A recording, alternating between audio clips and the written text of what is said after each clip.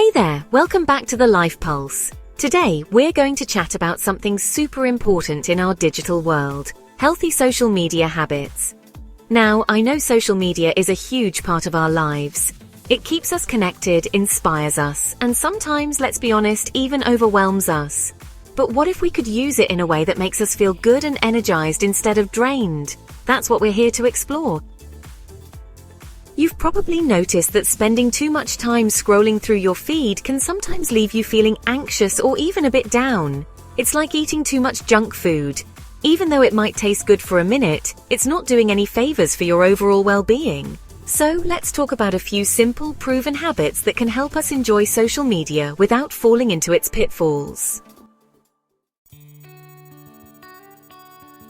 First up, setting clear time limits. Have you ever looked up and realized you've spent hours on social media without even noticing? Yeah, me too. One of the easiest ways to take back control is by setting some clear time limits. It might sound a bit strict at first, but trust me, it's all about finding balance. Many smartphones now come with cool features like screen time or digital well-being. These tools can show you exactly how much time you're spending on your apps and even let you set daily limits. Imagine starting your day knowing you have a set social media window. When you stick to that plan, you're less likely to fall into that endless scroll and more likely to enjoy other parts of your day. And let's be honest, life has so many amazing moments waiting for you beyond the screen.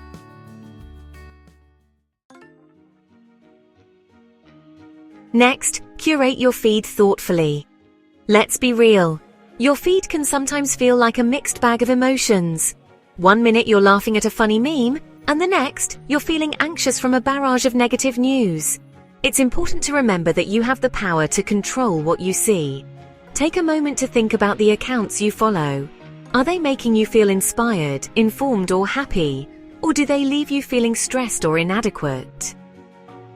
If it's the latter, consider unfollowing or muting those accounts. Instead, seek out profiles that uplift you.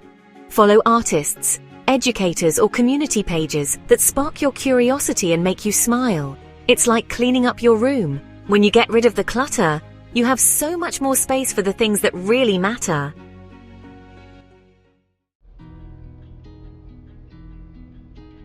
Practice mindful engagement. Here's a little secret. Mindfulness isn't just for meditation. It can totally transform how you interact with social media too. Before you dive into your feeds, ask yourself, what am I here for? Are you looking to catch up with friends, find some inspiration, or maybe learn something new? Having a clear intention can help you avoid that trap of mindless scrolling. Try to be fully present when you're online. Notice how you feel as you scroll through posts. Do you get excited, inspired, or maybe even a little down? These feelings are clues about what you might need to change. If you start feeling overwhelmed, it might be a good time to take a short break. This way, you're always in tune with your emotions and can steer your social media experience in a positive direction.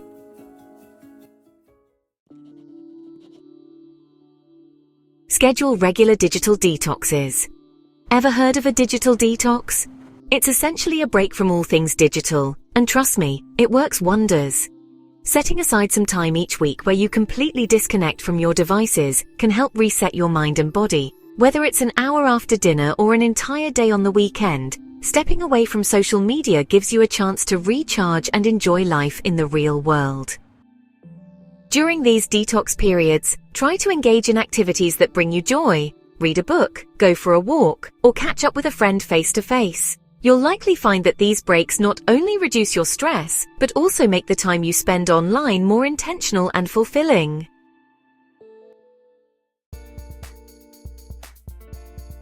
Create no-phone zones and times. Another great tip is to establish areas in your home where phones simply don't belong. Think about places where you want to be fully present, like your dining table or your bedroom. By creating these no-phone zones, you're carving out space for real conversations and quality sleep. Also, try setting some no-phone times. For example, you could decide that during meals or the hour before bed, your phone is off limits. This isn't about missing out on important updates. It's about prioritizing your well-being and making sure that your time is spent on what really matters.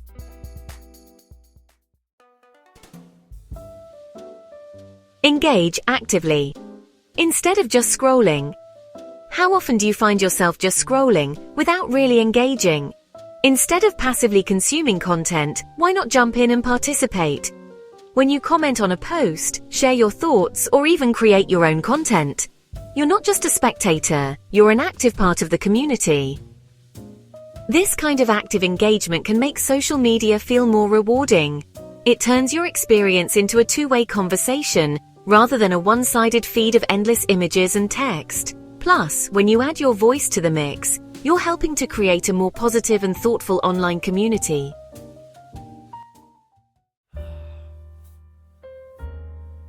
Be critical of what you consume.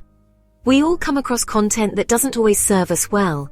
It might be a piece of news that leaves you feeling anxious or an opinion that just doesn't sit right. It's totally okay to be a bit critical about what you see. Take a moment to assess the information.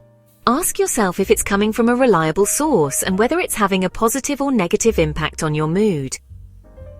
If you notice that certain types of content consistently bring you down, consider adjusting your feed or even having a chat with friends about different perspectives.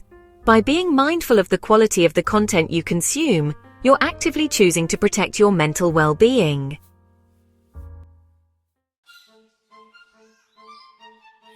Balance your online and offline life. This one is huge. While social media can be a fantastic tool for connection and learning, it shouldn't replace the richness of real-life interactions. Make a conscious effort to nurture your offline relationships and hobbies. Maybe join a local club, pick up a new hobby, or simply spend more time with family and friends. When you balance your online activities with meaningful offline experiences, you create a more rounded, fulfilling life. It's all about making sure that your digital world enhances, rather than overshadows, the beauty of everyday moments. Monitor your emotional health.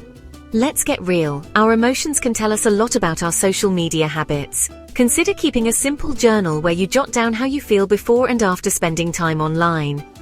Are you feeling energized or drained, inspired or overwhelmed? This little exercise can provide big insights into how social media is affecting you. If you find that certain platforms or types of content are consistently dragging your mood down, it might be time to make some changes. And remember, it's perfectly okay to ask for help, whether that means tweaking your social media routine or talking to someone about your feelings. Taking care of your mental health is the most important thing of all. Embrace the art of saying no. Finally, let's talk about the power of saying no.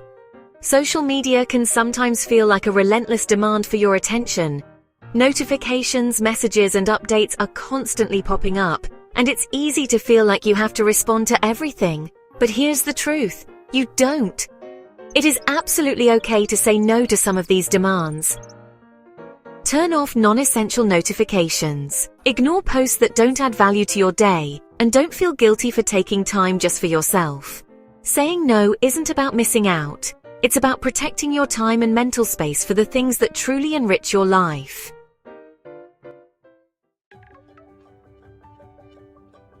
So there you have it.